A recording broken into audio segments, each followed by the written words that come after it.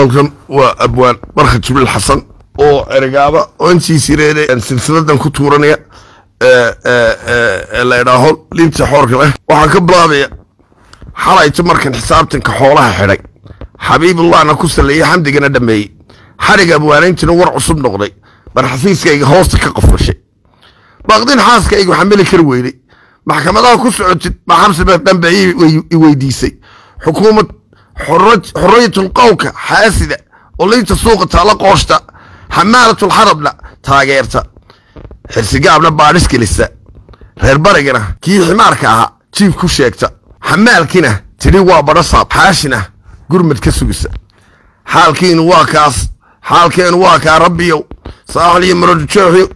waa haynoo xayisiinaya tobdheer iyo sanaagii soolna xiski xooray dhammaan coldoon xabsi baan ku wada xusuusan doona xifdiga soomaaligana xaal baan ka siinaya alidhuuxii hadraawe xaq bi ku hadleene xoqadihii bay bararaysan oon xiimeeyey war reer xuseen maa samatarka xubnimada ku celisaan xijigeeraan tabcay xasrad iyo xaasid ku haysaan xuquuqda xaqan leeyahay xabad dalban ku xoraysta tan ma yeesho ma ninkaygan ba yaxye haadka uga leexataan xabuusheed laandheerahoodu xilna ma dooniyo xalna ma bixiyo xus aytiina aydhiimeeyo iyo kaasooyaalna ma daneeyo xisbi jacaylkiiyo dowladnimada xayisiiskeeda bixdii cilaamo midna ma soo gaadhaan haddana waa xilli dambe liinta xoorka leh banxeelad ah inay xundhurteeda gaadhin ban xal u raadinay waa barkad jibriil xasan xigmadii xaaji barkad xusuustii awowgii xasan faarax wiilkiisi jibriil xaaraan weligeen cunin ee togka xolodna xalaalaystay xariifkaas wuu xilkaa ku wareejiyey garaxajismiyuu wadani xaraystay inta ka maqan mayaa la xabaalay mise beelaha kale waa jacayl xaasila xabuusheedna maxaraashba waa la ogaan doonaa sixirkooda inuu xariiri noqdo mise inuu xafishka raaco xunba waa inay yidhaahdeen waa laqdeen axmed siilaan iyo boqor ah way ku xumeeyeen sheekh xasan xeebtu ka qaaday xamaam qudha miyay ku darin iyaguna may eedaha xun ka daayaan dadka haddii toodana ka xanaaqi doonaan muddo dheerba xoolaha carafa iyaga xidhay xushmadii qasrigana qoys ka dhigtay xil kastana dusha ku xambaar